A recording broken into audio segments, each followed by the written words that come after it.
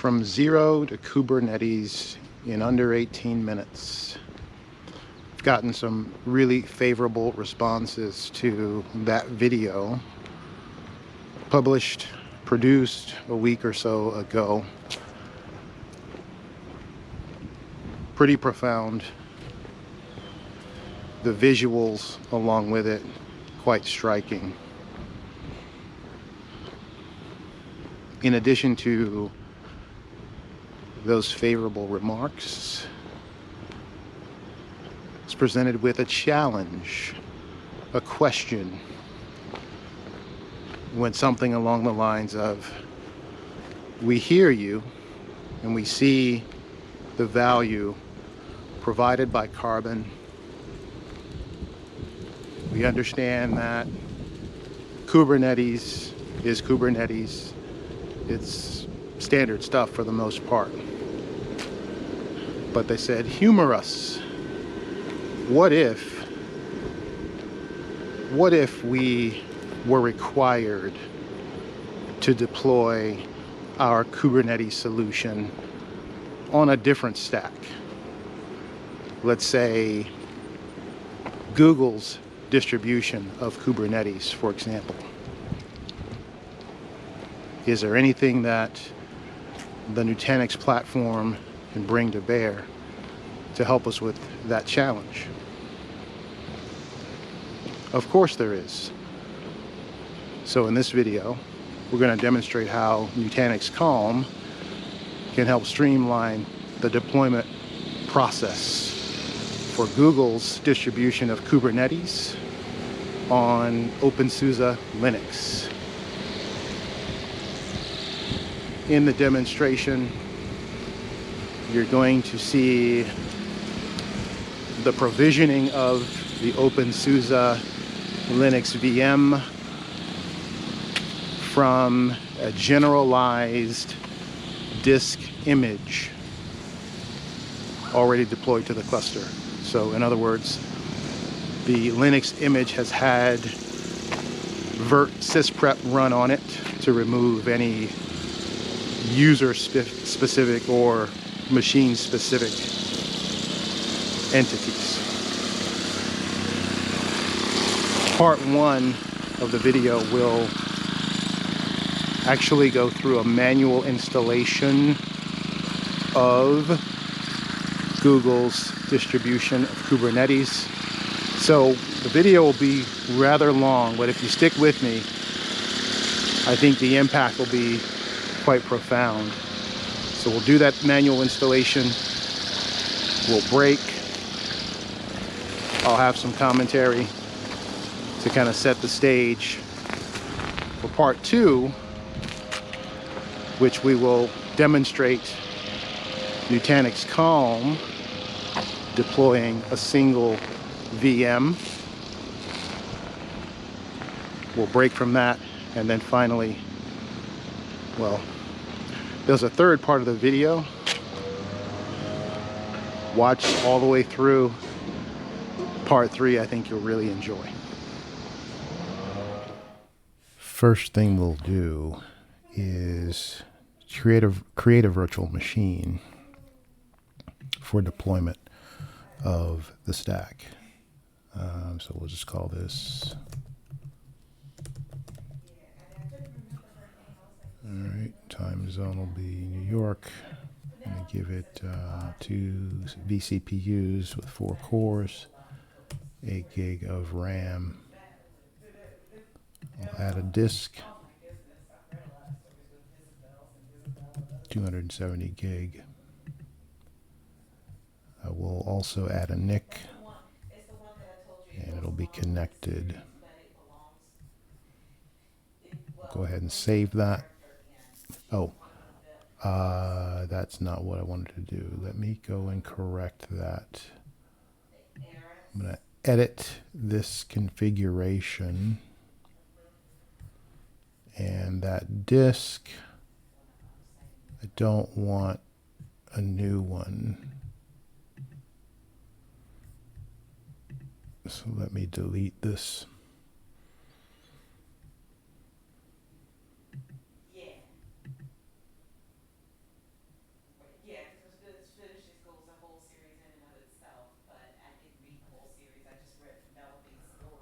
what I actually want to do is I want an image of this template, this generalized template of OpenSUSE.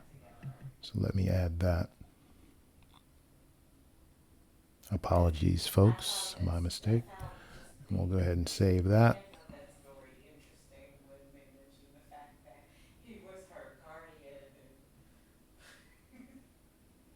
And I will power on the virtual machine.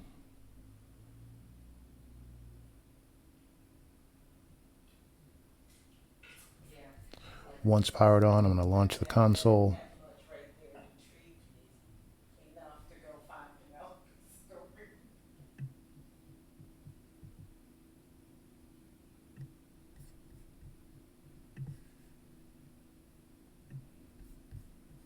And we'll let that boot.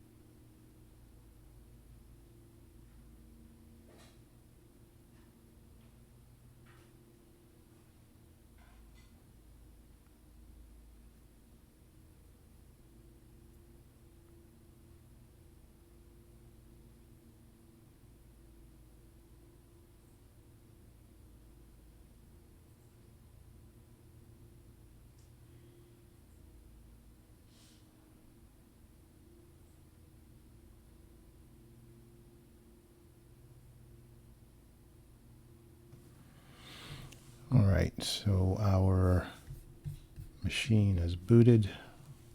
Go ahead and log in.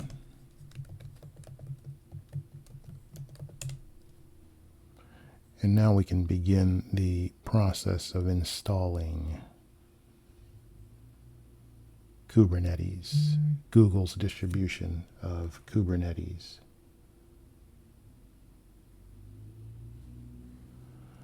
So first up, let's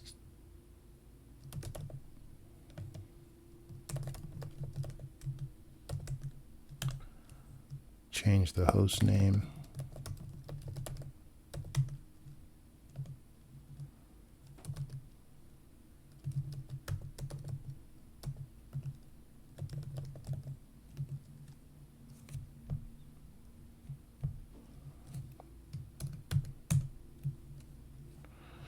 And then let's go ahead and start the installation process. So first we want to install Docker.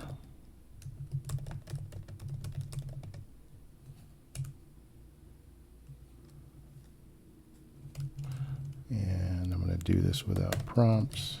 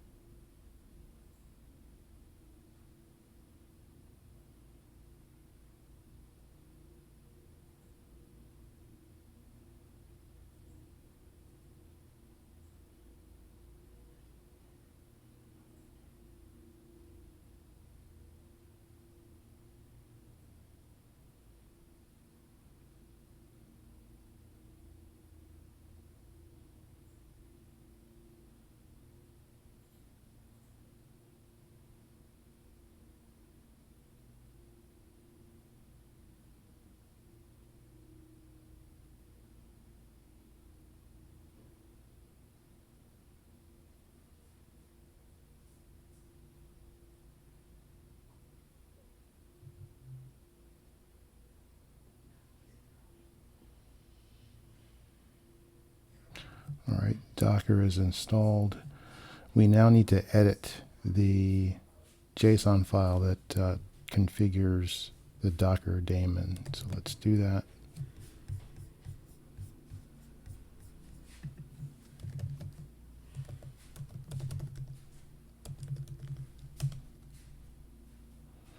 And we're going to add some content at the top here.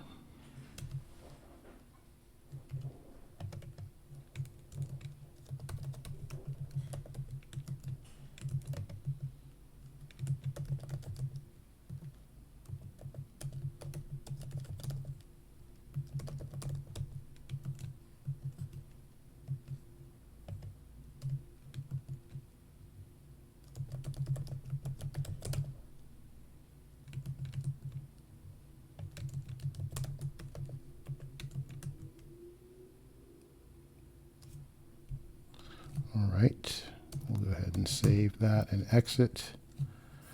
And then our next step is going to be to restart Docker.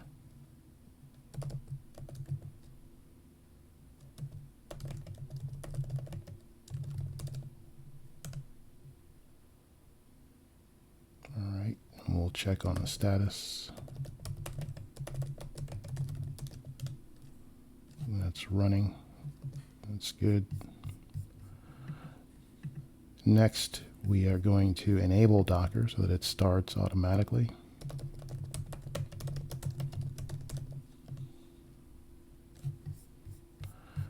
And then we're going to run a couple of mod probe commands.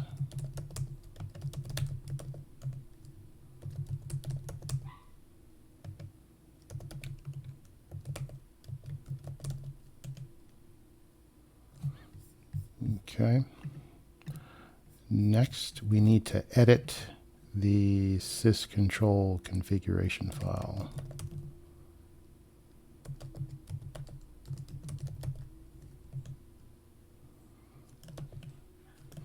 And at the end of this file, we add the following.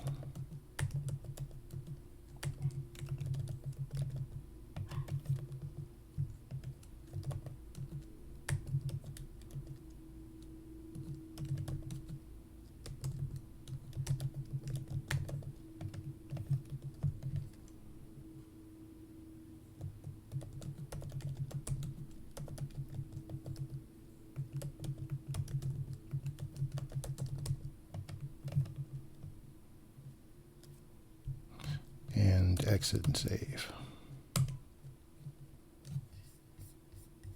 Okay. Now we want want to apply those changes. All right, so those changes are now in place. And now we're going to add the repo for Google's Kubernetes distribution. But before I do that, I want to import the GPG keys for that repo.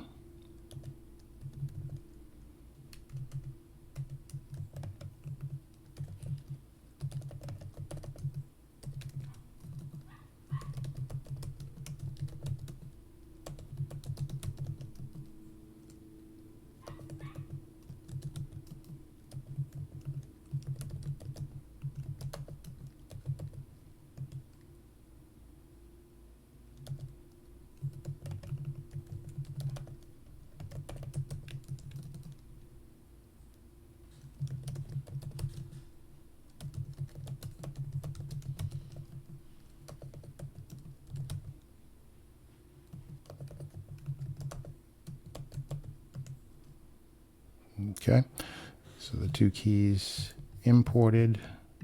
We will now add the repo for Google's K8s.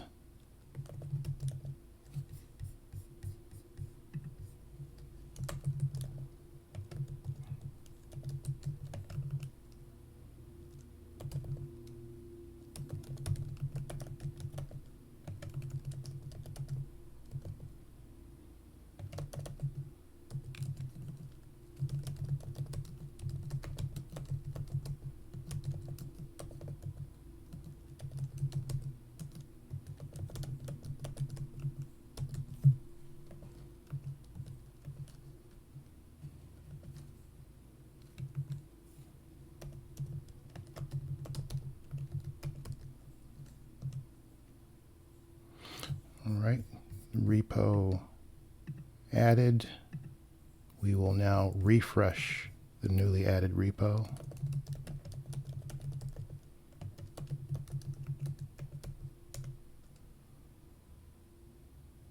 All right, and that's refreshed successfully. And now we will install some packages supporting the repo.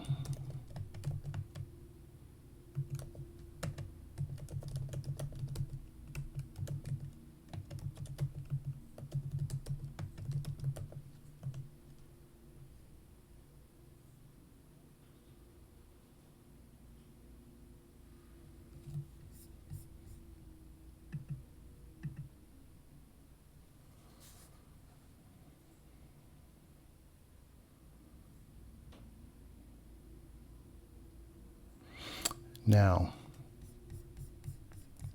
we're going to add 3 more packages. The thing to note about the upcoming packages is that there's a persistent prompt by the zipper tool requiring that we select a solution to a potential conflict or damage to functionality. These are important to pay attention to because you'll notice in the latter part of this video, these 3 steps will also require manual activation. But all in all, I think you'll see a big difference in spite of that. So the 3 additional packages are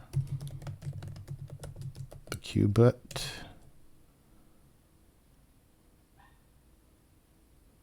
and I misspelled that. All right, and so we're going to ignore the error and choose solution 2.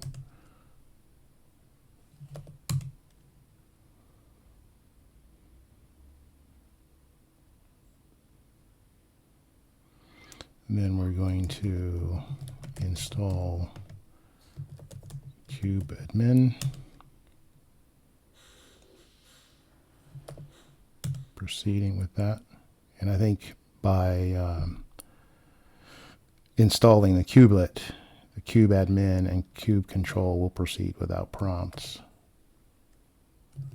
but they are dependent upon the kubelet. In other words, if one of them is not installed, you're going to get that prompt. All right, so that's already there. So we could actually eliminate the kubectl install step.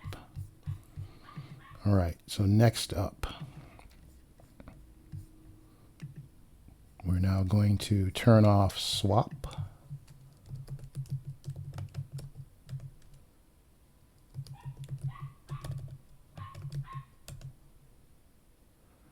And then enable the kubelet.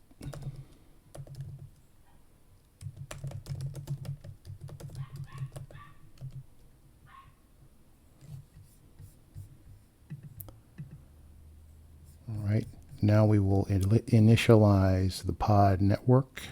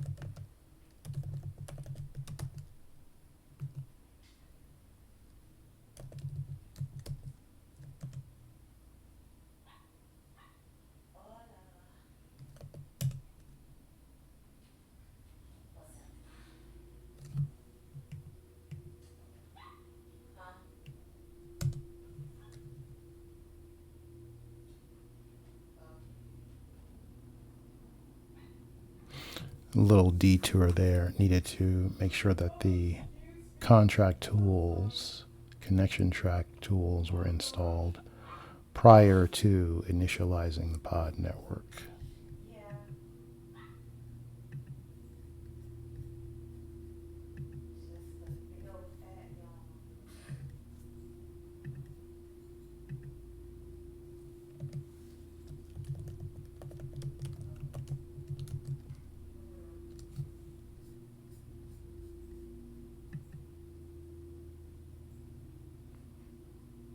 All right, and with the pod network initialized, we now have the output necessary to add nodes to our cluster.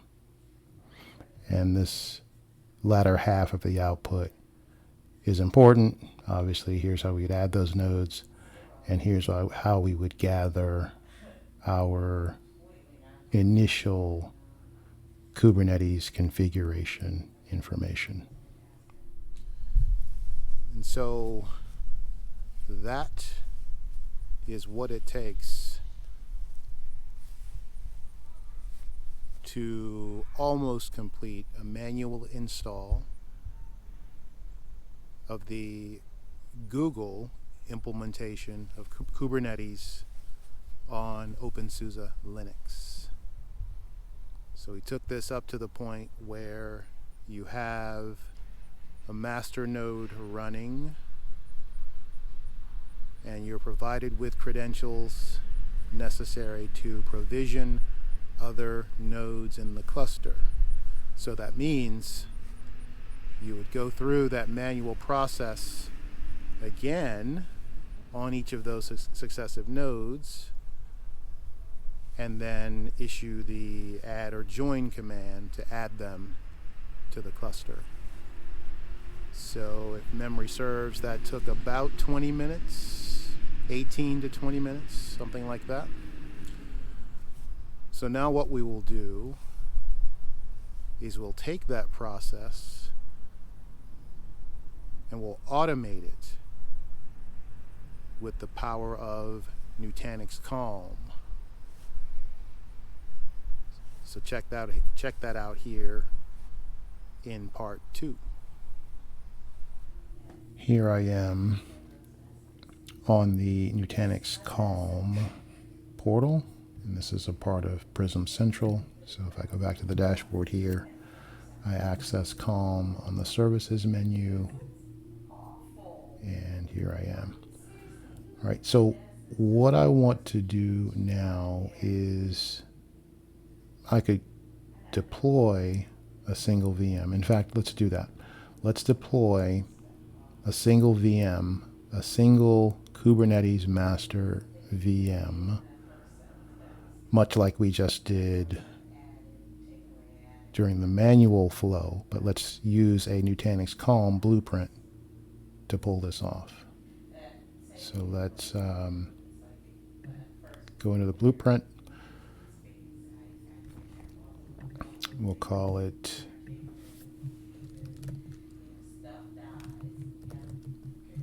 OpenSUSE Master. The details for the blueprint for the VM are going to be pre-populated by the blueprint. The VM configuration also pre-populated by the blueprint. And what you'll notice here is guest customization in the guise of a cloud init script. So you can see that we are very much like the hyperscalers, right? You know, you go to the Azure website or the Google GCP website or AWS, you have a web interface, you fill out some details, you click go, and in a few minutes you get a virtual machine, right? So what you're looking at here is the private cloud realized. So I'm going to go ahead and save this, and I'm going to go ahead and launch it. I'll give it a name. Test app 1 will be fine. And I'm going to go get an SSH public key that I want to associate with the user that will log in as.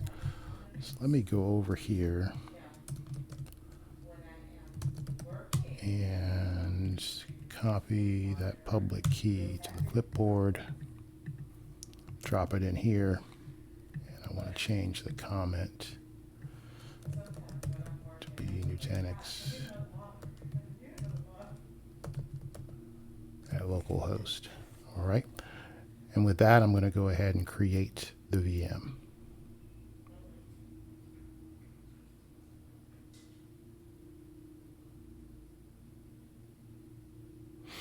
And here on the application detail page, we can actually audit the process of that VM being created. And you'll notice that each of these nodes, as they reach a certain point, will give you the ability to drill in even further. All right, so we have a provisioning action underway.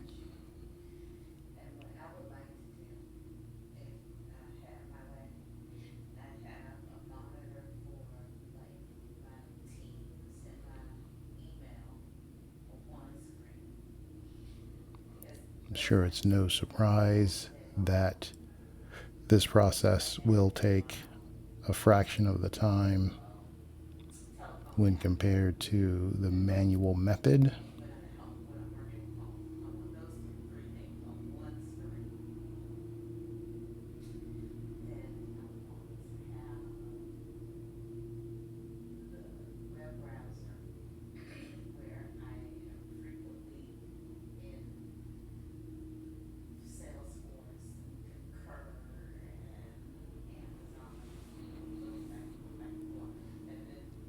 Not a whole lot going on when I'm not having to narrate my keystrokes for the video. So that provision process has finished, and that will expand into a few additional steps. You'll notice now that we can actually watch the console, so I'll go ahead and open that up.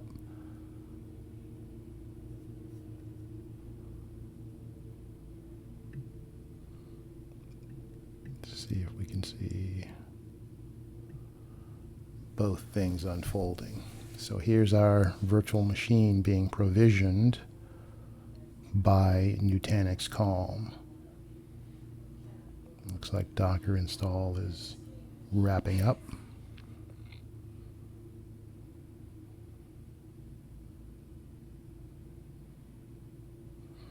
The Google distribution of Kubernetes, that repo was added.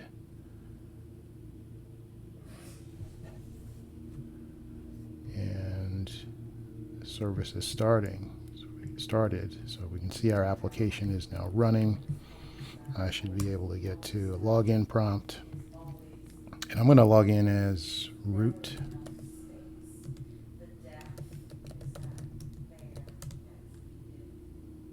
All right. And here is where, in the first part of the video, I mentioned that there were a few manual steps. Here is where we can pick up with those. So if I were to say,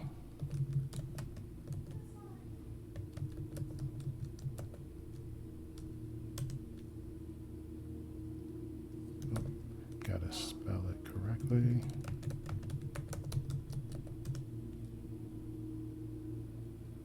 All right, solution number 2.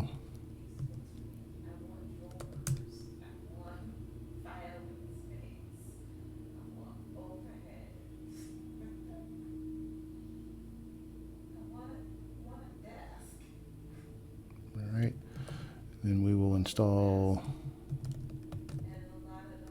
kubadmin.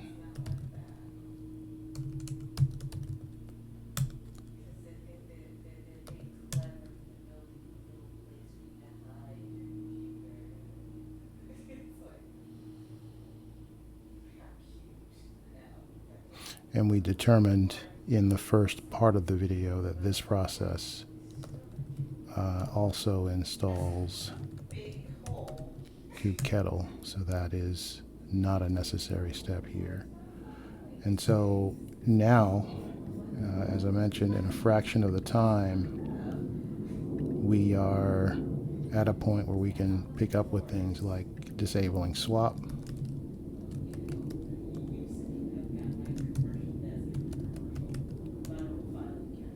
enabling the kubelet,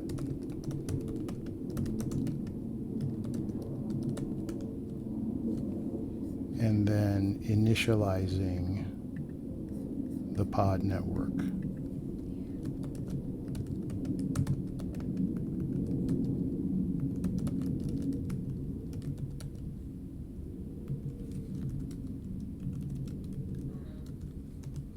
And I believe that Cloud Init script did take into account the need to install the contract tools, so we shouldn't get what did I do wrong here? Pod network.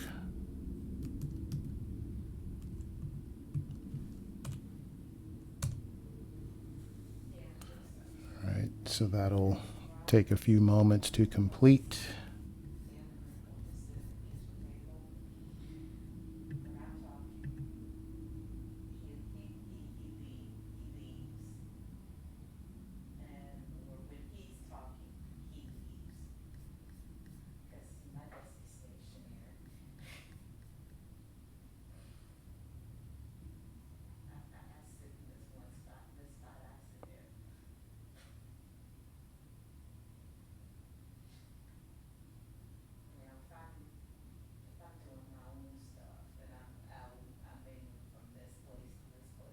All right, and here we are at a point where we could begin the process of adding nodes to our cluster. So what did you think of that? Quite a reduction in the administrative burden to provision that type of workload with the power of Calm. Certain steps in that process obviously require manual execution just because of the nature of the platform. But again, quite a savings. But still, with what you know so far, you'd be required to execute that single VM blueprint again and again for as many nodes as you require for your cluster. But we can do better than that.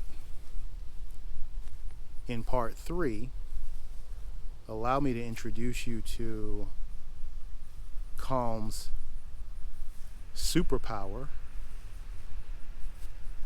as I deploy a multi-VM blueprint. We'll take a look at that now.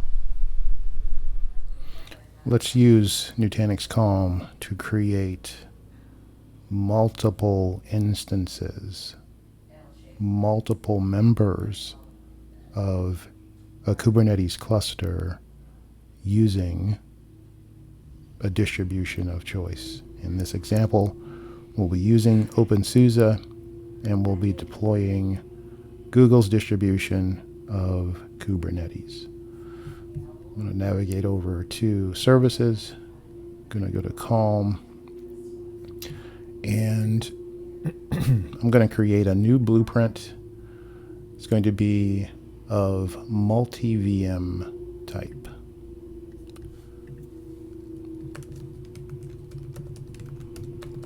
Call it Kube cluster. My description. And we'll proceed. Going to go ahead and add a service. And I'm going to define this service. So I'm going to call this master 0,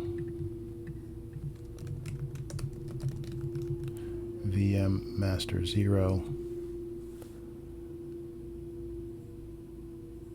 and I will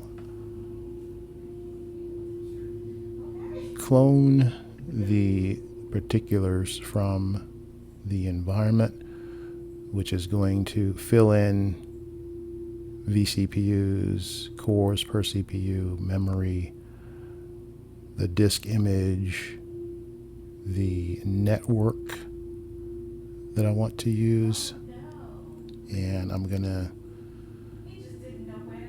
add a credential,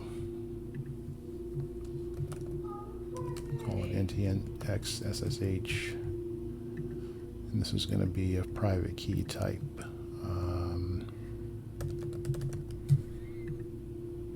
I'll get private key, put that on my clipboard. We'll add that. Done. And that'll check our login upon creation of the VM. I also want to uniquely name this virtual machine. So what about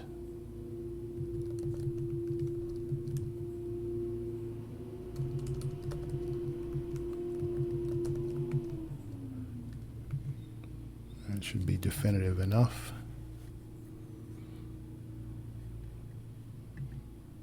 All right, all of that looks good. Oh, I do need to add some customization, some guest customization.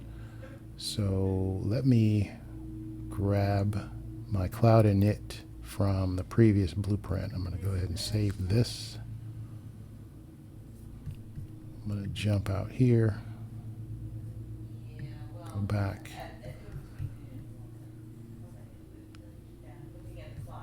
Oh, wrong one.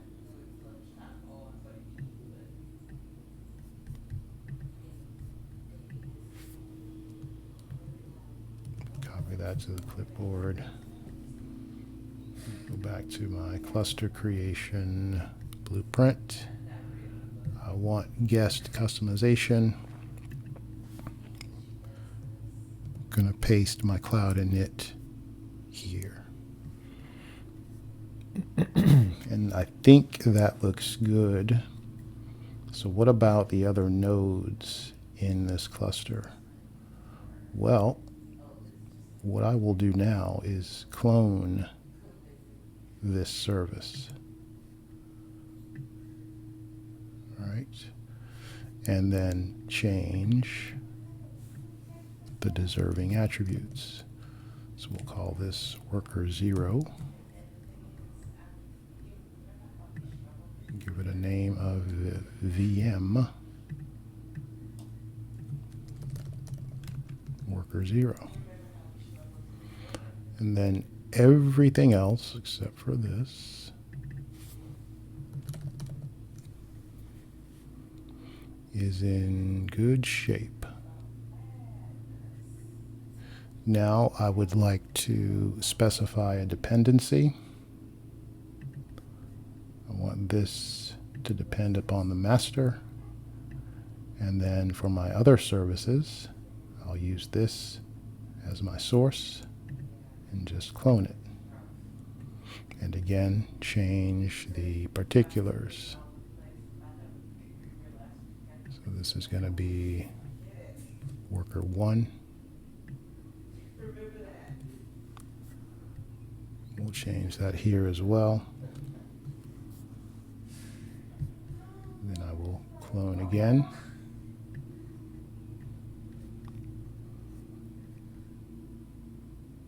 This is going to be worker 2.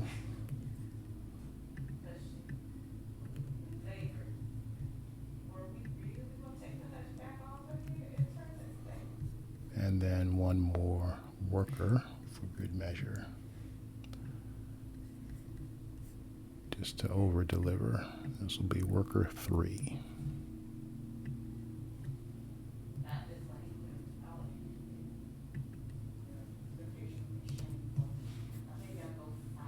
All right, so that looks great. We will go, actually we need to do one more thing. In the application profile, I want to create a variable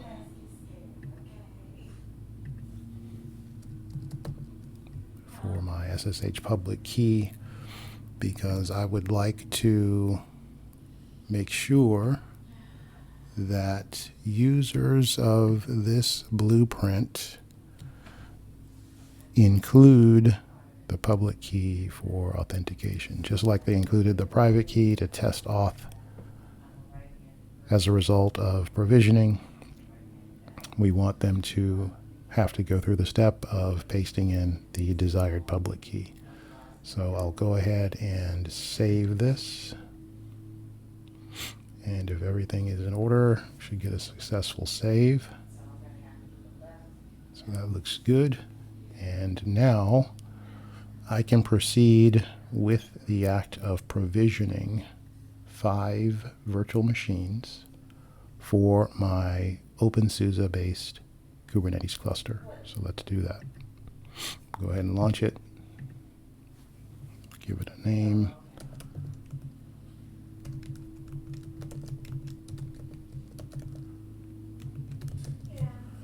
And I'm going to get my public key. Drop that in and change my comment.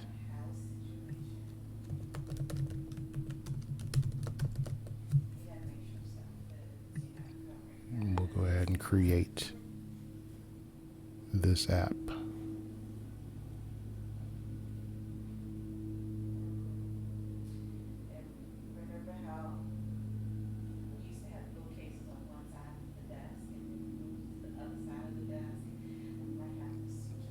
All right, and so that same application provisioning progression will be displayed here. We have the same auditability, and I can expand these nodes, and we can watch the progress unfold, just as we did during the single VM blueprint.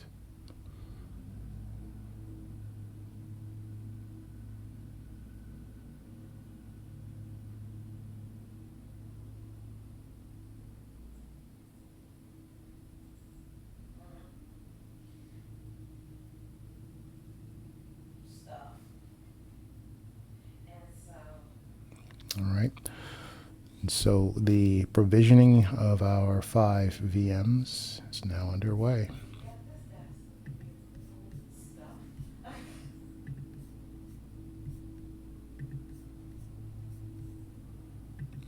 Now, note, the process that you just watched included me creating the actual blueprint. When you think about it, these are profiles, blueprints that are already in place. So your consumer, the app developers, etc., they're simply picking from a menu, filling in any mandatory fields, and launching the blueprint to create their workloads. So what you're seeing here is both a bit of the behind the scenes activity as well as the experience of the consumer of the blueprint, if you will.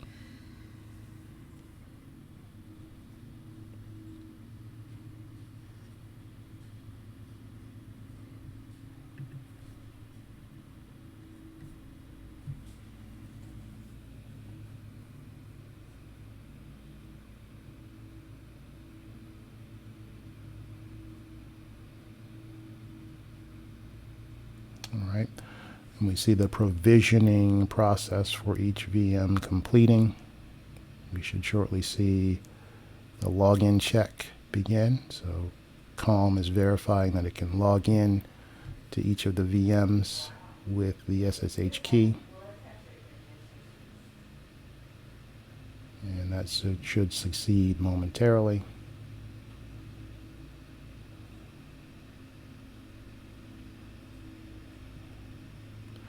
You can see that worker 3's login check finished, master 0 finished, worker 0 finished, and so we'll continue with the package installation.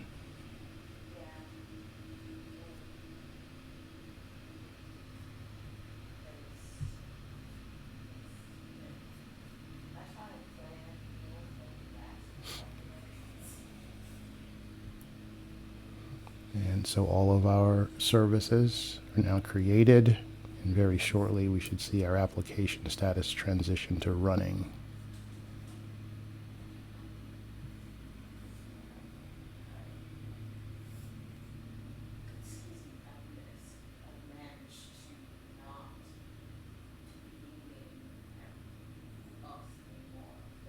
All right, so our app is now running. We can get a visual of the services involved. You can see all of our virtual machines making up this app are online. Get our show back in the way of cost here under each of the services associated with the app. And from an infrastructure standpoint, looking at virtual machines provisioned, we can see that we've got these things named in accordance with the blueprint's definitions. By the way, your application developer community logging in via directory services, role-based access control, you would be able to determine the owners of these individual workloads as well. Now, as I look at those capabilities, my mind quickly ventures past deploying Kubernetes. When I look at those capabilities, I see all sorts of advantages for our customers. I think about obviously simplifying complex software installation processes, simplifying multi-node deployments of various solutions. But I also think about scenarios where customers may have applications upon which they're dependent on a vendor to configure the operating system for a variety of reasons. So here now, within the private cloud, within your private cloud, the capabilities powered by Calm give you the flexibility to script via Cloud Init, that service that Amazon and Google and Azure have been using for years now to provision Linux workloads.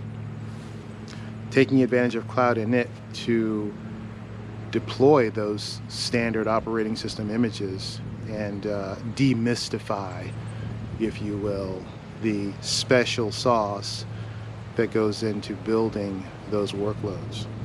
So all sorts of capabilities come to mind when I explore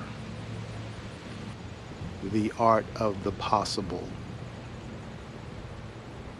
Hey, thanks for watching. If you enjoyed that, please take a moment to click the like button.